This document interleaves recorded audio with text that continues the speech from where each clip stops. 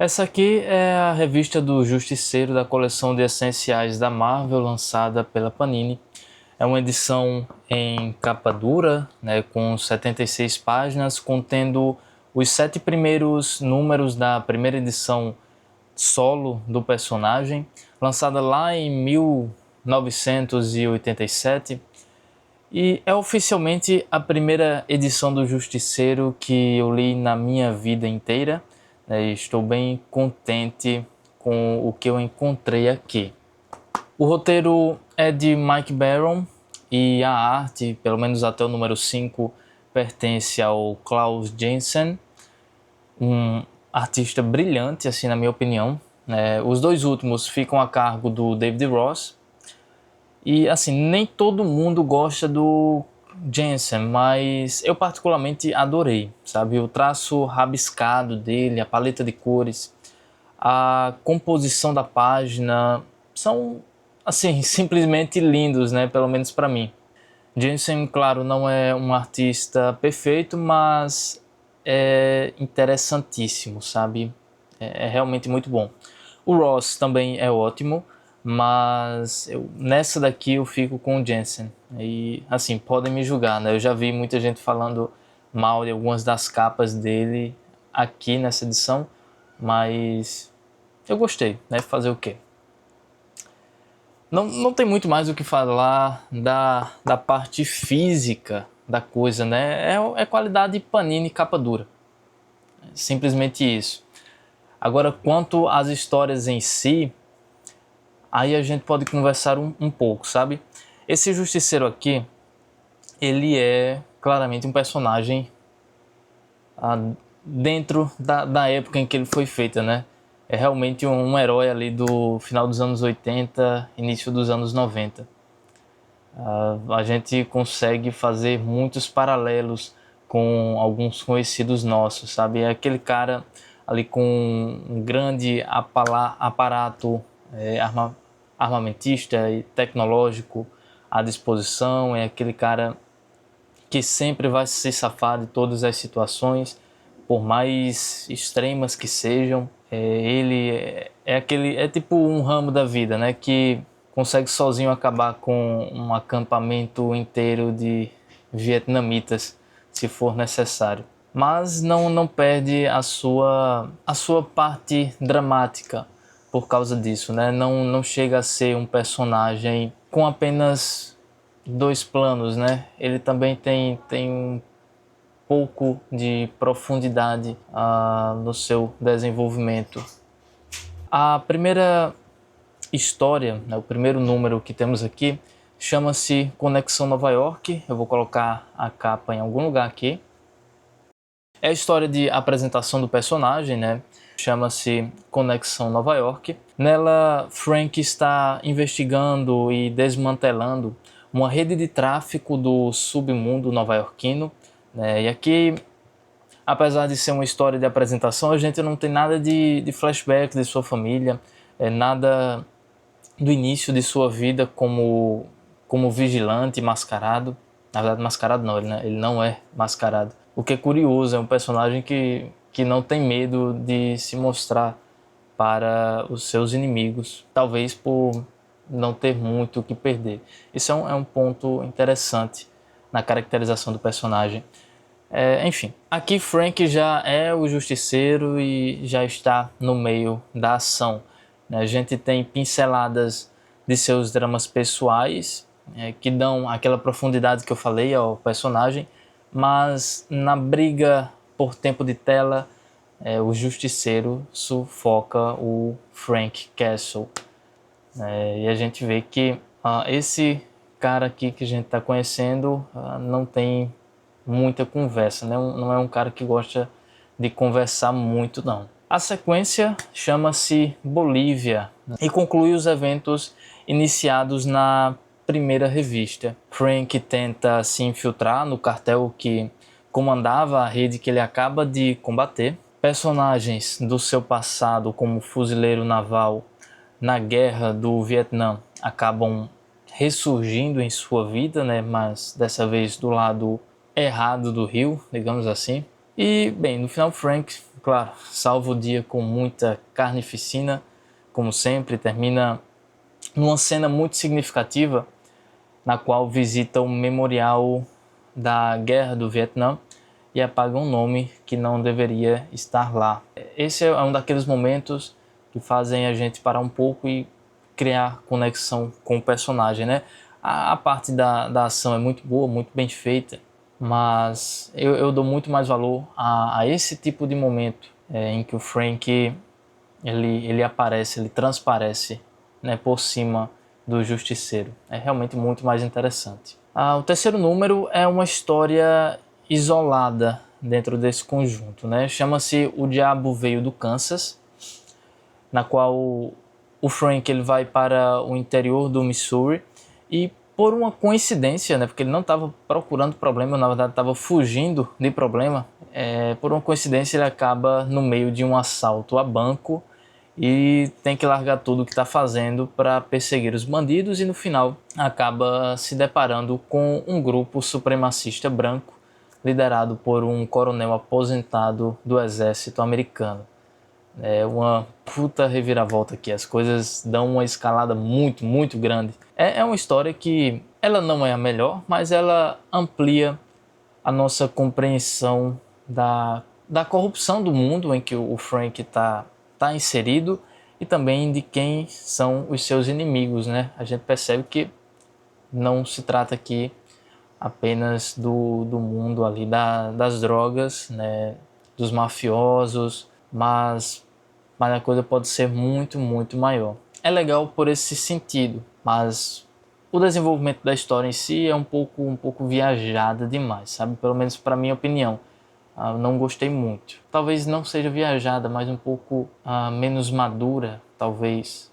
Algo do tipo. A quarta história apresenta-nos o melhor personagem de todos aqui dessas 7 histórias. O melhor vilão, melhor, né? Chama-se O Reverendo. E esse cara, só para você ter uma ideia, ele foi inspirado em Jim Jones. Para quem não conhece, é o líder de uma seita que foi responsável simplesmente pelo massacre de Jonestown lá em 1978, que foi, se não me engano, o maior evento de suicídio massivo, suicídio coletivo da história. O cara era realmente medonho, sabe?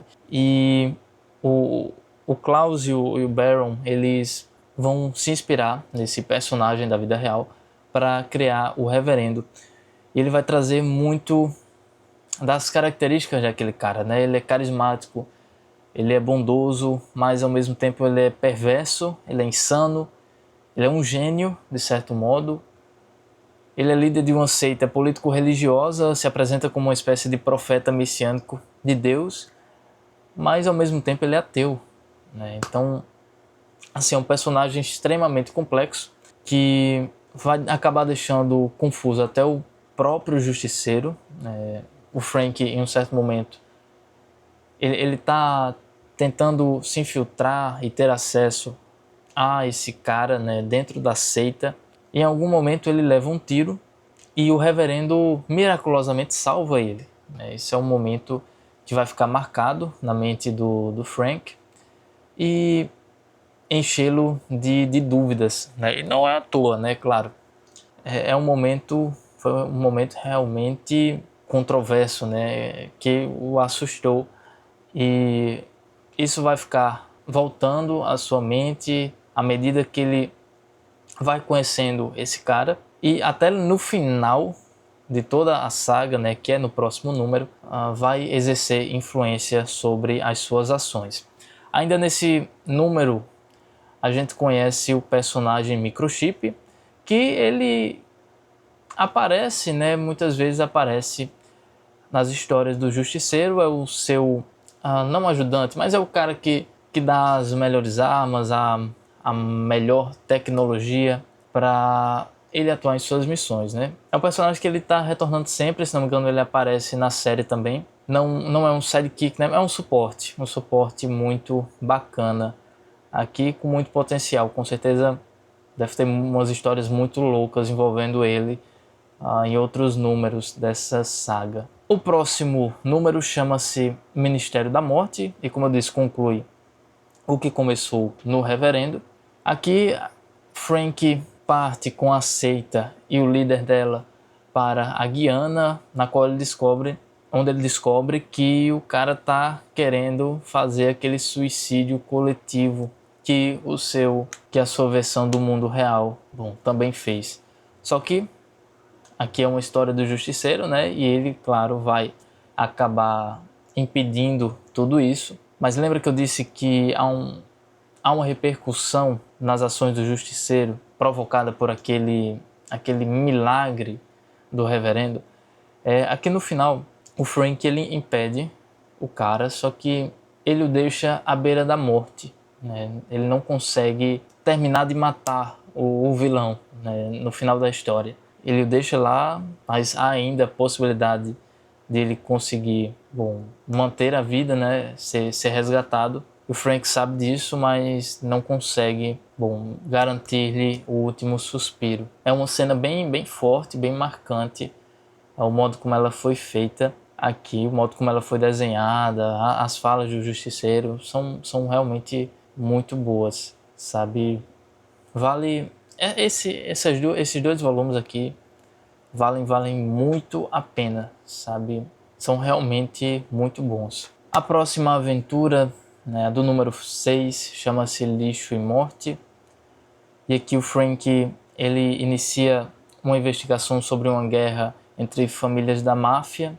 Só que a coisa, do mesmo jeito que aconteceu lá no O Diabo Veio do Kansas, elas acabam adquirindo uma proporção bem maior, né? Aqui o Frank começa com as famílias da máfia e termina com um grupo terrorista roubando plutônio e planejando um ataque ao centro de Nova York. É outro nível, né? Outra escala. A conclusão se dá no número 7, que chama-se Rosa Selvagem, e o mais legal desse capítulo não é a saga terrorista em si, mas uma personagem que se apresenta como uma agente da inteligência israelense que está tentando impedir e capturar esses terroristas, mas que no final acaba falecendo e se provando não ser nada disso que ela tinha dito. Ela trabalhou nesse número inteiro, ela trabalhou ao lado do Frank, formaram algum tipo de vínculo, né? Não romântico, mas era alguém que o Frank podia contar, né? E que estava ali ao lado dele. Por um momento ele não esteve sozinho e no final ela morre, e aqui termina a nossa edição com ele encarando, né, o vazio e claramente triste com tudo o que aconteceu. De novo,